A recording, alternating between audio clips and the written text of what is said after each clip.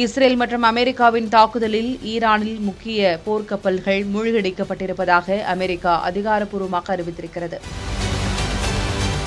Iran மற்றும் America இடையே கடந்த ஒரு மாதமாக போர் பதற்றம் நிலவிய நிலையில் யாரும் எதிர்பார்க்காத வகையில் ஒரு வாரத்துக்கு முன்னர் இஸ்ரேல் அமெரிக்க ஆதரவுடன் ஈரான் மீது தாக்குதல் நடத்தியது. இந்த போர் ஏற்பட்டால் இரு தரப்புக்கும் அதிக சேதம் ஏற்படும் என்றும் மத்திய கிழக்கு முழுவதும் இருக்கும் அமெரிக்க நிலைகள் தகர்க்கப்படும் என்றும் பல்வேறு நிபுணர்களும் கருத்து தெரிவித்தனர். அதற்கு ஏற்ப ஈரான் இஸ்ரேல் மற்றும் அமெரிக்காவின் தாக்குதலுக்கு பதிலடி கொடுத்து வருகிறது. அதன் உச்சகட்டமாக பக்ரைனில் உள்ள அமெரிக்க கடற்படையின் 5வது கடற்படை தலைமையகம் ஈரானால் கடுமையாக சேதப்படுத்தப்பட்டது. மேலும் இஸ்ரேலின் பல்வேறு பகுதிகளும் ஈரானின் ஏவுகணைகளால் தகர்க்கப்பட்டுள்ளன. எனினும் அமெரிக்கா மற்றும் இஸ்ரேலின் தாக்குதலால் ஈரானில் பல்வேறு பாதிப்புகள் ஏற்பட்டுள்ளன. இந்நிலையில் அமெரிக்க மத்திய கட்டளை அலுவலகம் வெளியிட்டுள்ள தகவலின்படி போர் தொடங்கிய கடந்த 11 நாட்களில் 50க்கும் மேற்பட்ட ஈரானிய கப்பல்கள் அழிக்கப்பட்டுள்ளன அல்லது சேதப்படுத்தப்பட்டுள்ளன என்று கூறியுள்ளது.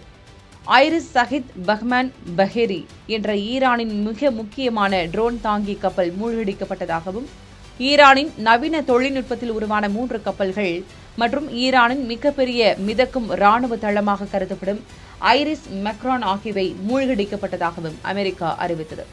அதோடு அழிக்கப்பட்ட மற்ற ஈரானிய ராணுவ கப்பல்களின் பெயர்களையும் அமெரிக்கா வெளியிட்டுள்ளது. இதனை தவிர ஈரானில் உள்ள 5000 இடங்களை இஸ்ரேல் அமெரிக்க படைகள் தாக்குதல் நடத்தியுள்ளதாகவும் அமெரிக்க ராணுவம் அறிவித்திருக்கிறது.